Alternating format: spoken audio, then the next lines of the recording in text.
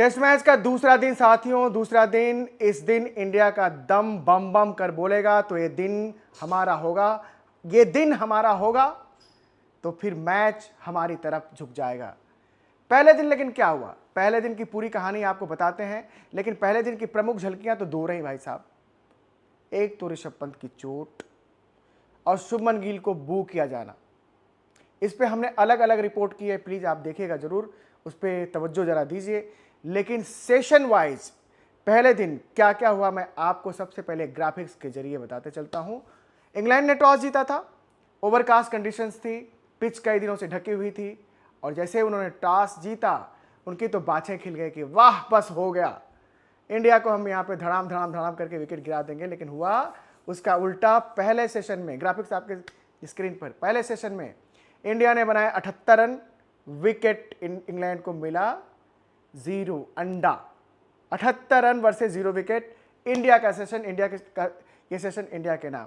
लेकिन दूसरा सेशन शुरू होता है दोस्तों, और इस दूसरे सेशन में बनते तो हैं 71 रन, लेकिन इंडिया के 3 विकेट चले जाते हैं। तफसील से मैं बताता हूं आगे, पहले मैं ग्राफिक्स के जरिए आपको बताते चलता हूं।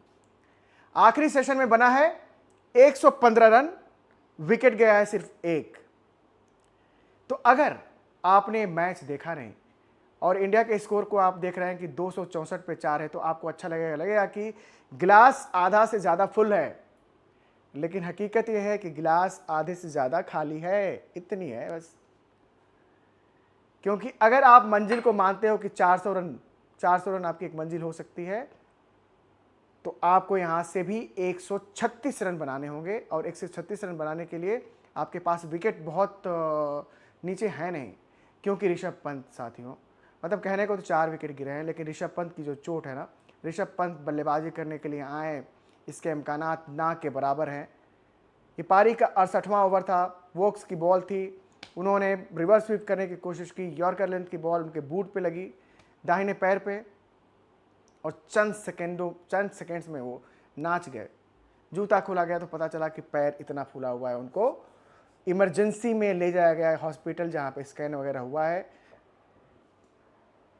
होगा क्या मतलब, इस मैच में तो मुझे नहीं लगता कि वो खेलेंगे। इस मैच में शुभमन गिल जब बैटिंग करने आए भाई, उस समय अंग्रेज दर्शकों ने उनको बू किया। हर कोने से, इधर से उधर से उधर से आवाज आए बू करके, और शायद वहां पे भारत के कप्तान तिलमिलाए। ऑल्दो क्रीज पे जितने देर रहे वो सहज ही दिखते रहे, लेकिन आदत नहीं है ना बू सुनने की, और उनका कोई कसूर भी नहीं कि वो बू सुने। मैंने अलग से रिपोर्ट की है, जैसा मैंने बताया, आप जरूर देखिएगा। वो आते हैं, 12 रन बनाते हैं और एक मिस जजमेंट कर जाते हैं इंग्लैंड के कप्तान की गेंद, और उस गेंद को वो छोड़ने के, लीव करने के चक्कर में कोई शॉट ऑफर नहीं करते हैं, बॉल पैर से टकराती है, अंपायर ने उंगली उठा दी, वो आउट हो गए, 3 विकेट गिर गए।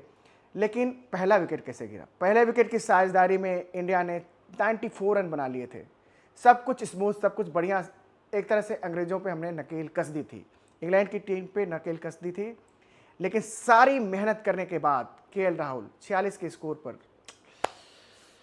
विकेट के पीछे चले गए, और थोड़ी देर बाद ही हाफ सेंचुरी पूरी होती है। उसके बाद हमारे यशस्वी जायसवाल अपना विकेट देने के लिए किसको चुनते हैं? डाउसन को चुनते हैं। डाउसन जो 8 साल के बाद जिनकी इंग्लैंड की टीम में, टेस्ट टीम में वापसी हुई है, वो आते ही आउट करके ले जाते हैं यशस्वी जायसवाल को।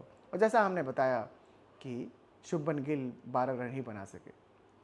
सब कुछ उसके बाद भी ठीक चल रहा था। चलो, एक सेशन इंग्लैंड का हुआ, साझेदारी एक अच्छी चल रही थी साई सुदर्शन के बीच और ऋषभ पंत के बीच। ये चोट ना होती ऋषभ पंत की, तो आज इंडिया 3 ही डाउन होता शायद, और आज तो अभी 5 डाउन हो चुका है अभी तक। एक तरह से बोले तो कहने को 4, वैसे 5। और शायद उनकी चोट ने बुरा असर डाला साई सुदर्शन पे, जिनको 20 पे जीवनदान मिला था। वो अपनी पारी को आगे बढ़ा कर ले गए, 61 रनों तक अपनी पारी को बढ़ा कर ले गए बिफोर ही गॉट आउट। अभी भी जडेजा क्रीज पर हैं, अभी भी शार्दुल ठाकुर जो पहले मैच के बाद बेंच कर दिए गए थे, अच्छा खेल रहे हैं, इस पारी में अच्छा खेल रहे हैं, 19 रन बनाकर क्रीज पर हैं। और सब कुछ डिपेंड करेगा कि ये जोड़ी शार्दुल और जड्डू भाई की, ये कितनी दूर तक ले जाती है। नीचे बैटिंग है, नीचे वाशिंगटन सुंदर ने अभी आना है, और हाँ, अंशुल कंबोज भी ठीक ठाक बल्लेबाजी कर लेते हैं। उनकी गेंदबाजी के प्रताप के बारे में तो आपने सुना होगा, अच्छी बल्लेबाजी कर लेते हैं अंशुल कंबोज भी, इसलिए इंडिया के पास अभी बल्लेबाजी है। और हम अगर मिशन को 400 तक ही समझ रहे हैं तो 400 रन के लिए आसान भी है और मुश्किल भी है, आपको धैर्य दिखाना पड़ेगा, मतलब पेशेंस इज द की। एक बंदे से तो तय है कि वो धैर्य दिखाएगा। लास्ट में भी देखा हमने, इंडिया के तमाम मौक़ों पर देखा है कि रविंद्र जडेजा अपना वो अंगद की तरफ पांव जमाकर खड़े हो जाते हैं कि उठा लो उखाड़ लो मेरा पांव, आउट नहीं होते और कोशिश करते रहते हैं।